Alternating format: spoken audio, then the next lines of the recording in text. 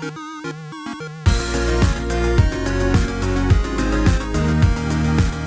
everyone, welcome back to another Anime Kingdom review. See by title below, yes, this is on episode 6 of SukaSuka, and honestly, I gotta say, this was probably one of my favorite episodes so far, like probably top 2 for sure, because I don't know, I just really enjoyed the different things that happened in this episode. It played with your emotions. You're like, for me at least, it was just a roller coaster of feels from the beginning, obviously, kind of what's going on, who is this person that, Willem is willing to just, once he hears the name, yeah, he can't walk away, he has to see this person, who is this person, obviously, that's so important that, right before this even happened, this name was even dropped from that military guy.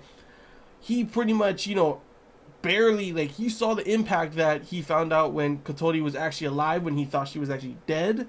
And then, of course, there was that moment that they had together as well right before. And, of course, it's, obviously a main focal point in this episode is the promise that he has to her as well. And she ended up keeping that end of her promise.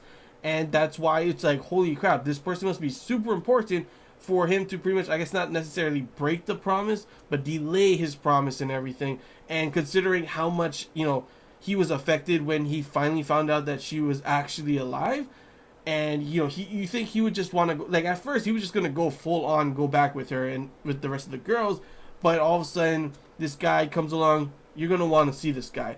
Drops the name, instantly, yeah, I think I got to stay then, So I was like, who the hell is this guy? Who can this guy possibly be that he's that important, Well, yeah, it's definitely an important person considering it's actually one of his old friends from back when he was like 500 years ago. And that part was pretty funny too, like when the guy was talking to his assistant, like, oh, there's no one that could do this, that can tune the weapons and everything. I'll meet this Khan person. The only person that I know that could have done this was like 500 years ago. He's dead already.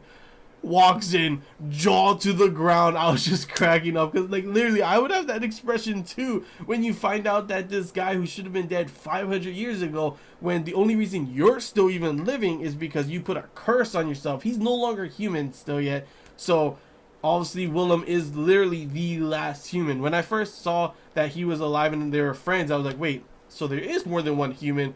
But, of course, like he says, to pretty much, he cursed himself, making it so he's honestly not human anymore. And this is where we go even more, it gets even more interesting as we go on, because we find out not only has his, one of his good friends from way back then before is still alive, but actually the guy who ends up petrifying him, the demon or whatever, and he ends up pretty much, not really killing, he's still alive as well. And he's a skull, just literally just a skull right there.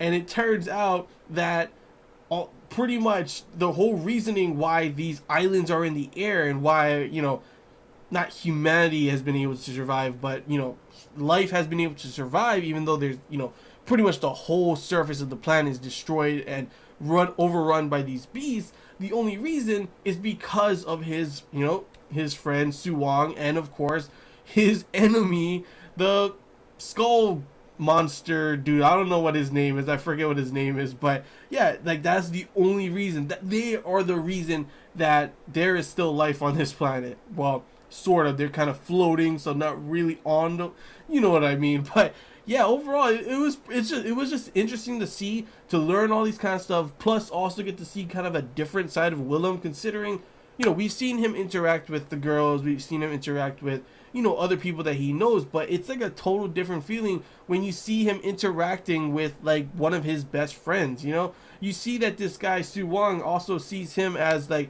practically a brother, that he doesn't want to make him even more mad at him, as you see later on, at the ending of, this section, this part where he ends up leaving, that he didn't want to tell him that there's this secret of some sort, the true meaning or something of these 17 beasts that we come to know of.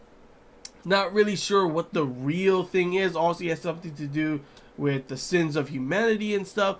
obviously he changed it and tried to make it like, it was created by these group of humans and everything, and that's why of course everyone hates humans, and because pretty much humans really are the ones who end up destroying the planet. But you saw that the skull was trying to say something, and then he interrupts it. So that's a big thing. That's literally, I was like, man, why couldn't he just say it? I really want to know what the hell's up with these 17 beasts. What makes them so special?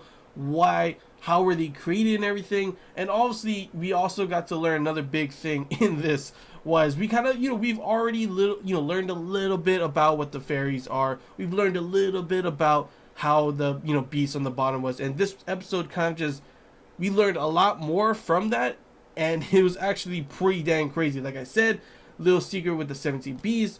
Crazy learning of the fact that because of the skull and because of Su Wong, they were able to be the ones to, bring up these islands and keep them safe. And then, of course, we learn of the fairies, how they were created, to which it was, honestly, I was not expecting this. It turns out they are the souls of these kind of pretty much lost children, and he, with his necromancy abilities, he creates them into fairies. Thus, that is why these fairies pretty much have short lives, and also why the mental degeneration ends up happening, to which I kind of actually completely forgot about the mental degeneration, and that's why the whole last episode I didn't really talk about it, on how she was having those, Kotori was having those weird dreams with the little girl, creepy little girl talking. Yeah, it turns out that's actually her past self's memories. It turns pretty much when they are created, as they grow older and older, their memories collide with their past self's memories, and that is why they pretty much go crazy. And as you saw at the very end, well, not the very end, but going towards the ending, Kotori literally just freaked out, and like, not freaked out, but just went crazy and just knocked out, and her eyes, she was pretty much dead. That is where we get on to the next part for the feels. I went from, ooh, this is interesting, or actually no, I went from, who's this person, kind of questioning, to like, ooh, this is interesting, ooh, that's crazy, to holy shit, I can't believe that's what's going on. And we find out the secret of the fairies, and of course, obviously, Willem not liking that at all, which makes sense. Obviously, the kind of guy he is. And then, of course, the little secret kind of thing. And then, of course, bam, it just, everything made sense that, I honestly thought that Kotori was dead at this point, because it would make sense. It would make, it would be a really good part for it to allow it to happen if she really did die. I'm happy she didn't, but it would make sense considering, it would be a perfect timing for him.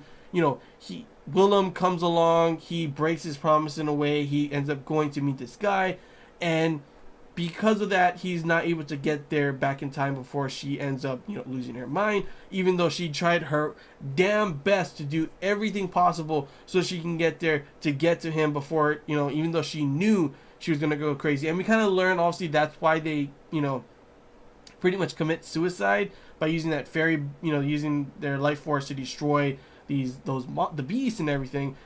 Well, because once they hit that certain age, they end up getting killed anyway, practically. And then you have this just heartbreaking moment with him figuring out that she's dead, everyone seeing that she's dead and everything. And you see him and Naiglato just talking, and then all of a sudden, he's like, what did she even see in me? And then all of a sudden, she ends up talking to him saying, because of these reasons, you took all my first and stuff. And I was just over here like, gonna be more than just that pretty soon. But pretty much after, literally, it was just so heartwarming to see him tearing up, Naiglato pushing him, then they hug and everything. And obviously the big thing in this, after that heartfelt, moment, was the fact that, Ithea comes in and she's like talking to Ren and everything, saying that, it must be a damn miracle. It's probably cost her something really, it cost her a lot, obviously. And you do see that when she's in this, weird dream world kind of thing, and she's talking to pretty much her past self, she kind of, she's like, she has to go back no matter what. The little girl lets her, well, her past self lets her, but of course she says, you're willing to go back even though you'll hurt even more and more kind of stuff. There's something that's going to be really, it's going to hurt her in the future, obviously, and that is what she ends up taking. She ends up taking that, even knowing that something is going to go bad, obviously, in the future. She's going to hurt more and more. She's willing to do that to be able to see him, and that is why it was honestly a really feelsy moment. And I'm not gonna lie, I teared up at that moment. I was literally tearing up when the hug came out, and I was just like, the feels drained. I can't handle the feels.